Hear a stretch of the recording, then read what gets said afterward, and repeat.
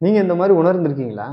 ஒரு கஷ்டமான சூழல்ல மாட்டிக்கிட்டு, அதிலேயே ஸ்ட்ரக் ஆகி, வெளிய வர முடியாம, ரொம்ப பயத்துல, எப்படி வெளிய வரேன்னு தெரியாம, பயத்துல அதிலேயே மாட்டியிருக்கீங்களா? அந்த மாரி ஒரு பறவை மாட்டிக்கிச்சு. பறவை அப்படிங்கிறதுனாலே பறக்க தானே செய்யும். ஆனா அந்த பறவைக்கு பறக்க தெரியாது. ஒரு கூண்டுக்குள்ள மாட்டிக்கிச்சு.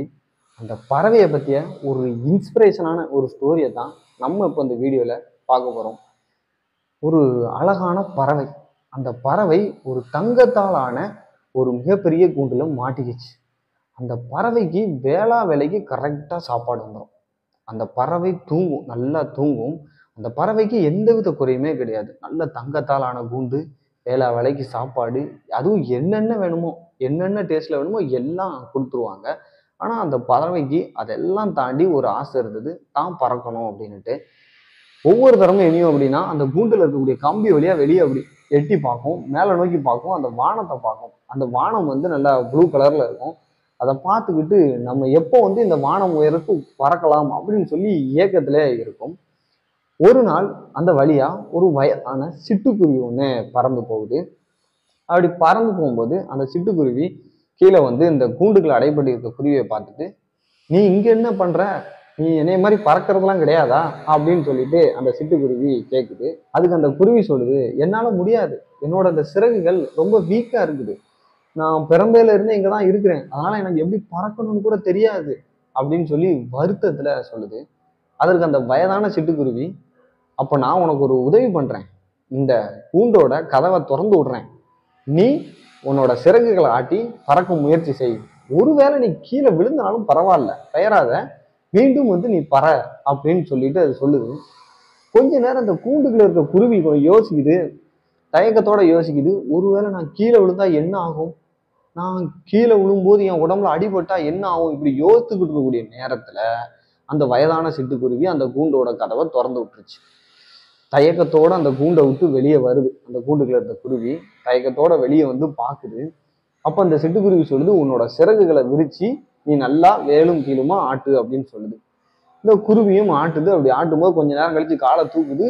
இப்போ அந்த காத்துல அந்த குருவி வந்து அப்படியே எண்ணிதான் சிறகுகளை அடிச்சு பறக்க தெரியல, ஆனா காத்துல நிக்குது. அப்போ அந்த வயதான சிட்டுக்குருவி சொல்லுது, நீ எந்த அளவு வேகமா உன்னோட சிறகுகளை ஆட்டுறியோ அந்த அளவுக்கு நீ உயரம் பறக்கலாம் அப்படிங்குது.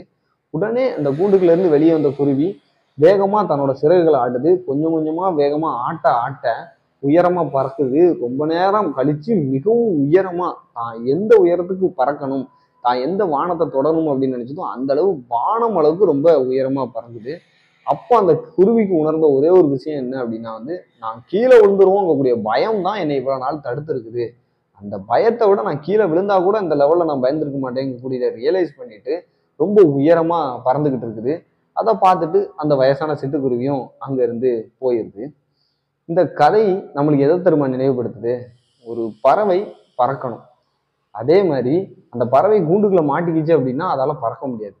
அதே போல மனிதர்களாகிய நாமும் கூண்டுக்குள்ள மாட்டியிருக்கோம். எந்த கூண்டு தெரியுமா? பயம், செல்ஃப் டவுட். இது எல்லாமே என்ன பண்ணுது அப்படின்னா நம்மளை பறக்க விடாம நம்மளை கூண்டுக்குள்ளே அடைச்சி வச்சிருக்கு. நம்ம வந்து ஒரு விஷயம் செஞ்சா ஒருவேளை இது தப்பாயிருமோ அப்படின்னு சொல்லி அந்த பயம் பிடிச்சி இழுக்குது. இந்த விஷயம் எனக்கு வராதே அப்படின்னு சொல்லி அந்த செல்ஃப் டவுட் பிடிச்சி இழுக்குது. இது எல்லாமே நம்மளை வந்து பறக்க விடாம தடுக்குது. ஆனா உண்மை என்ன தெரியுமா? மனிதர்களாய் நம்ம எல்லாருமே வந்து உயரமா பறக்கிறதுக்கு, இந்த வாழ்க்கையில உயரமா பறக்கிறதுக்காக நம்ம பிறந்தவர்கள். இந்த ஒவ்வொரு விஷயமே, இந்த செல்ஃப் டவுட், இந்த ஃபியரு, மற்றவங்க என்ன சொல்லுவாங்க, இந்த விஷயங்கள் எல்லாமே வந்து நம்ம ஒரு விஷயத்த செய்ய போகும்போது பிடிச்சி இழுத்து நம்மளை பறக்க விடாம பிடிச்சி இழுக்குது.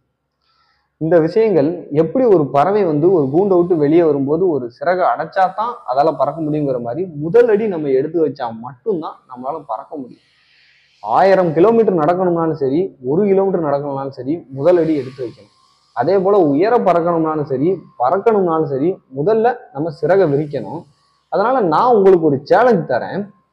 இப்போ நீங்க எந்த கூண்டுக்குள்ள அடைபட்டு இருக்கீங்கன்னு கொஞ்சம் யோசித்து பாருங்களேன். ஒரு பயம்ங்கிற கூட்டுக்குள்ள அடைஞ்சுபட்டு இருக்கீங்களா? இல்லைன்னா செல்ஃப் டவுட், உங்க மேல உங்களுக்கு டவுட் அப்படிங்கக்கூடிய ஒரு கூண்டுல அடைபட்டு இருக்கீங்களா? இல்ல மற்றவர்கள் என்ன சொல்லுவாங்கங்கக்கூடிய கூண்டுக்குள்ள நீங்க அடைபட்டு இருக்கீங்களா?